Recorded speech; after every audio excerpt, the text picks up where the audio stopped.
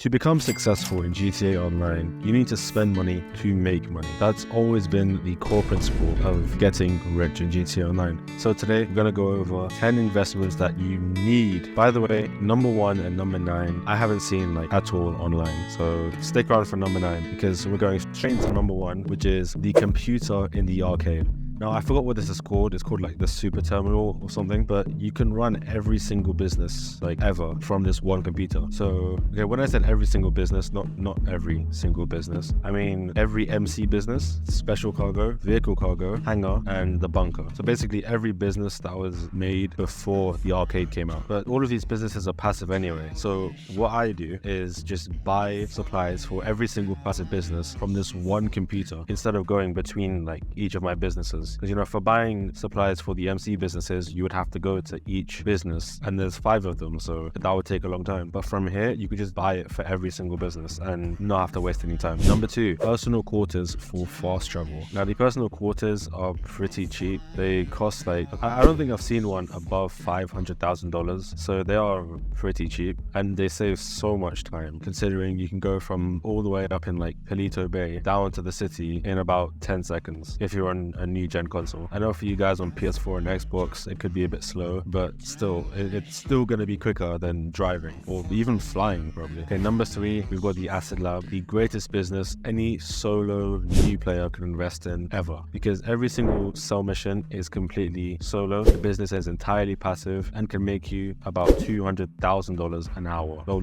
just under $200,000 an hour, which is still good considering it's completely solo. Okay, number 4, we've got a bit of an interesting one, a fast bite. Now, this is quite vague, so I'm going to use the Shotaro as an example, which is the bike that I use, by the way. Getting around civilians is so easy because they're so nimble and small, they can just fit in a lot of places. Pause. What do you mean by that? But you could also use other guns that you can't normally use in cars, like the SMG Mark II, combat grenade launcher, compact assault rifle, sawn-off shotgun, which always comes in handy. Number 5, whether you love it or you hate it, the Oppressor Mark II is a good investment because it's so good for grinding, considering it flies really fast, is extremely agile, spawns near you, and has missiles on it. There's not really any way you can go wrong when you're using the Oppressor Mark II, especially if you're using it for PvE. If you use it for PvP, then you can go kill yourself, because you need to really get some skill. Okay, honorable mention in the middle of the video. The best investment I think you can make right now is pressing that subscribe button and leaving a like on the video if you've enjoyed it so far. That's it. That's all I'm gonna say. Just subscribe. Thanks. Number 6, some sort of armored vehicle. Now, this is mainly for the new players out there, but when I say armored vehicle, I'm not talking about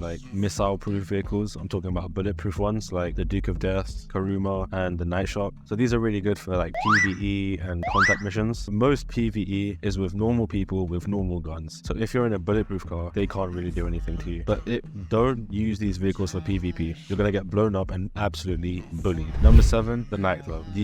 Probably still the best business ever, ever since it came out. The only reason it's this far down on the list is because it's really expensive to start up. The Acid Lab is basically free since it pays for itself, but the nightclub is incredibly expensive, especially if you want to be making the top profits. So with this, you get $50,000 a day if the popularity bar is full. Now that $50,000 goes to the safe, which you can find here. Now this safe can hold up to $250,000 in total. But you're probably wondering how to refill the bar. Well, if you buy a new DJ for $100,000, your bar fills up completely. Rebooking a DJ for $10,000 fills up your bar once, one little chunk of it. Doing a mission on the computer also gives you one chunk, and helping Marcel, just the guy who messages you, helping him with whatever mission he has, increases your popularity by 1 bar. That's pretty much all you can do from the upstairs of the nightclub. And you could also use the warehouse technicians, which collect goods for you over a certain period of time, and you can sell those goods and make a lot of money. Number 8, another solo business. I think this is kind of personal preference for me because I genuinely like this business, the agency. Now, with the agency, you've got kind of 4 ways to make money. There's 3 big ways to make money, then there's another one. So the 3 big ways are the Dr. Dre contract, which pays $1 million, the security contracts, which can pay up to $80K, and the payphone hits, which pay